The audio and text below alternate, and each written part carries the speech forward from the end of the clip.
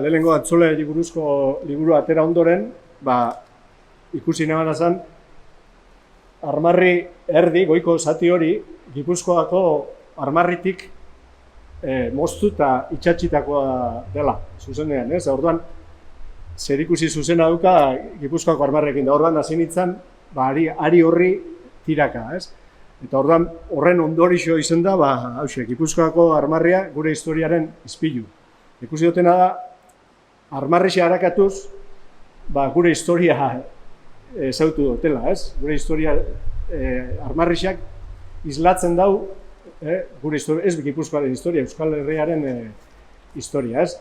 Eta ordura arteko uste asko bertan bera gelditzen diela ikusi dut, porque ikusi duten lehenengo gauza da, Gipuzkoako armarria sortzen da, Gipuzkoako hermandadea sortzen denean, Getarian, 1397an, elkartzen dira hiribilduetako jendia, ez? Eta sortzen da Gipuzkoako hermandadea. Eta hark sello baten beharra zeukan, zigilu baten beharra. Eta orduan, zigilu hori, orduan ez egon Espainian arma erregerik, errege katolikoak arte ezan egon. Eta orduan, Gipuzkoarrak eurak, zigilua eurak egin zeben, ez?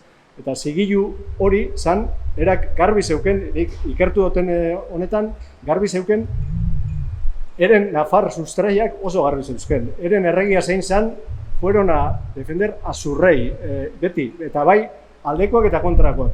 Oso garbi zegoen nafar sustraiak, eta eurak hori adierazi nahi zen zeben. Nafarroko erregia, bere tronuan, eta azpian 3 zuhaitz, trono hori ez. Baina, karo, errege katolikoen ondoren,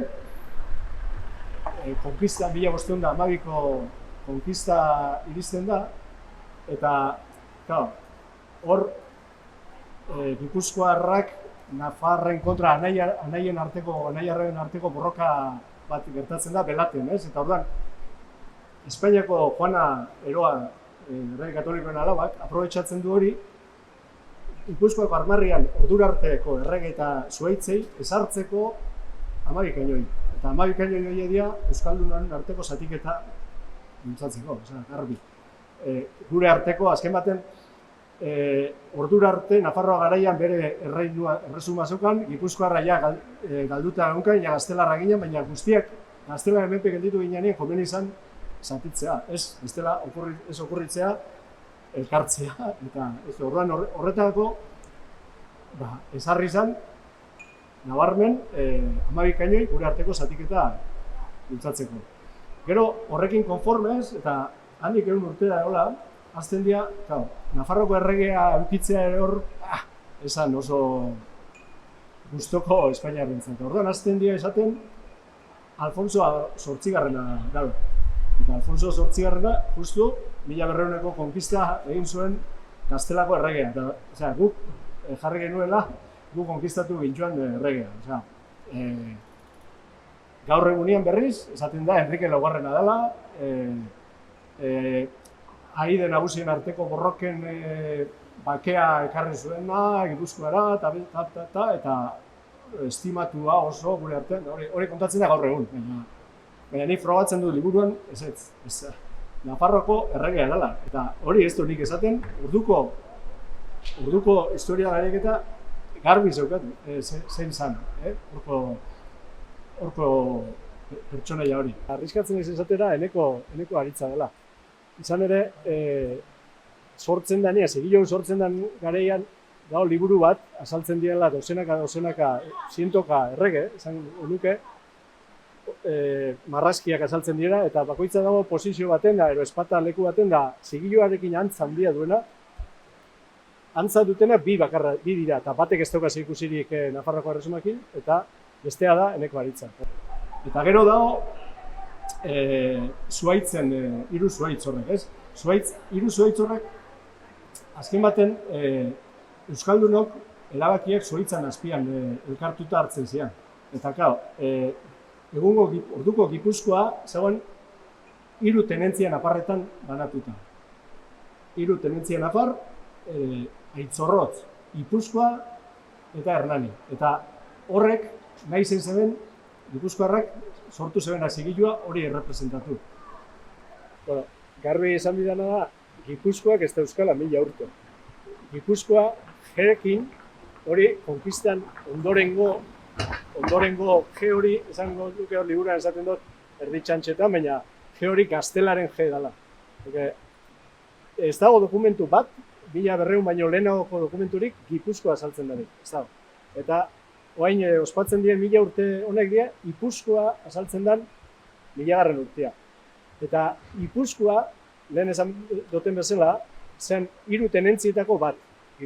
Gaur egungo Gipuzkoaren erdialdeko zen Aitzorrotz, Gipuzkoa eta Hernani, tenentzia.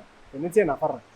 Eta Gipuzkoa zen tenentzia, Nafarra, eta bertan azaltzen den Garzia Azenariz, zen tenentea. Iruñako erregearen ordezkaria. Garai hartan Antxo Nagusiaren ordezkaria. Eta dokumentu hori berresten dabena da Antxo Nagusia. Eta Antxo Nagusia berak esaten du nor zen bere tenentea. Eta gertatzen dena da hori eskutatu egin dela. Niretzat garrantzi handiena horrek dauka, ez? Dokumentu hortan hori izaten da, baina kontatzen da, Gipuzkoak 1000 urte, bestea, eta gero, San Telmon antolatu dan erakusketan, adibidez, konkistaren hitz bat ez dago, ez da aipatzen konkista egon zanik, azaltzen da mapa baten gaztelu nafarrak direnak, mapa handi baten, kokatuta 1200ean, baina ez da esaten gaztelu nafarrak ziren. Eta ez da esaten urte hortan bertan, zela bukatu zeben gaztelu nafar horrek txikituta, armen bidez, konkistatuta, eta ez da olako ez erraipatzen. Guztiz, eskemak aportu doztena da, esatea, hor, San Telmoko museoan esaten da, Gipuzkoarrak euren soberanoa, euren erregea, beti libreki hautatu zutela. Holaxe hitz hori egin, beti libreki hautatu. Osea, hemen garbi da honean, konkista bidez gaztelak menperatu zehala, Gipuzkoarrak ez eben hautatu gaztelako erregea, ez?